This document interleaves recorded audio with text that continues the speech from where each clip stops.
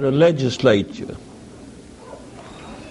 Other states, they call that same body that make the laws, they call it the assembly.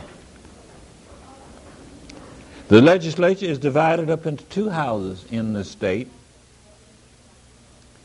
whose members are elected by the electors, and electors are the voting people of their district and of this state. I don't know how many of you are registered voters because I don't know your age. But if you are 18, you turning 18 pretty soon, you ought to make a beeline down to the courthouse or find some of those places where they have registration going on this week and will be for the next couple of weeks or so, and register. Well, very good. For 25 years, that's what I did. I traveled all over this country organizing voter registration campaigns, get out the vote campaigns for NAACP for 25 years. I have retired now from the payroll, but I'm still on the work roll. The legislature and the assemblies are divided into two groups. We call them houses for the most part, the same as the Congress. You have the Senate and the House of Representatives. I want to get through quick because I want you to ask me some questions, and I'm going to turn in and ask you some. I used to have a friend that said when we go to meetings, when we go in there empty-handed, we leave empty-headed.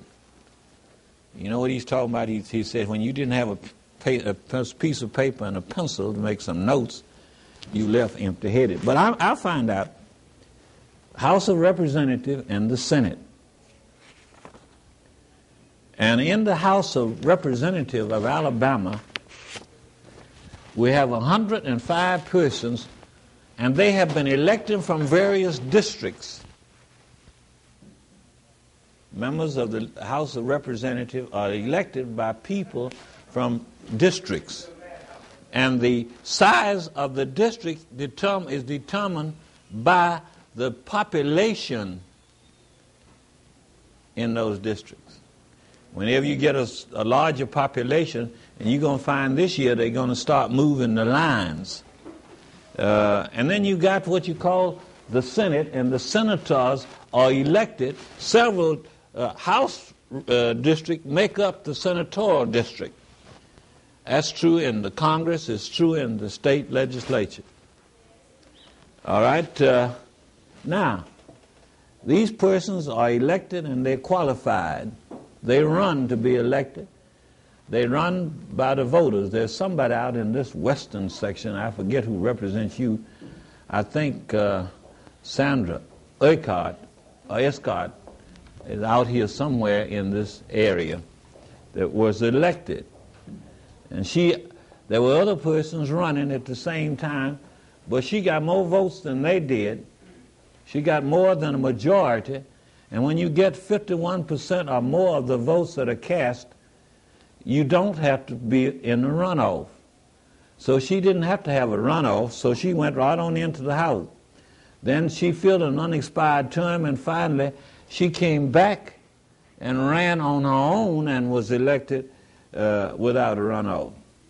Now, when these folks meet, and incidentally, in Alabama, the legislature meet every year. They have annual session. They used to have biennial session, that is every 2 years, but now they meet every year beginning in February. All right? And when they meet, one of the first things they do is to elect the presiding officer, what you would call the president or the chairman. The Senate, you know, when you elect a governor And just like you elect the president of your class, you elected the vice president. You elect a governor and you elect a lieutenant governor. And the law provides that the lieutenant governor is also the president of the Senate. The House elects its own president, its own presiding officer. But most of the time, the governor has used some persuasive power and used the power of his office and influence of his office to get them to elect as a presiding officer the person of his choice. All right? So the lieutenant governor, Macmillan, is the presiding officer, who is the lieutenant governor, is the presiding officer in the Senate, and the presiding officer in the House was elected by the House. Now, what do they meet for? They meet to study the state government from top to bottom. They meet to look at the Constitution and see if the Constitution is out of date or any portion of it is out of date. They meet to make new laws where they are necessary and to rescind laws that they feel that are not workable or they feel that they are out of date. But in their organization, they have a number of committees. They got a Finance and Taxation Committee. That has to start in the lower house, which is called the lower house, the House of Representatives.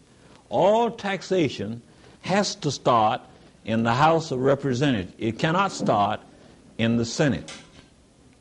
It must originate there.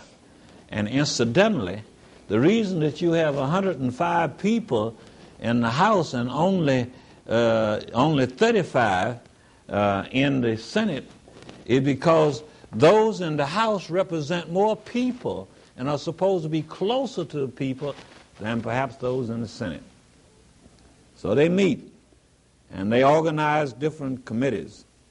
And these committees meet. They have a Committee on Taxation and Finance, Committee on Budget, Committee on Education, Committee on the Judicial Committee. They have many committees, and each has a function. And each of those committees have a chairman. And the chairman of that committee is a powerful person with that committee. The chairman of that committee is a powerful person. And one of the most powerful persons in the Senate is the chairman of the Taxation, Finance, and Taxation and Budget Committee.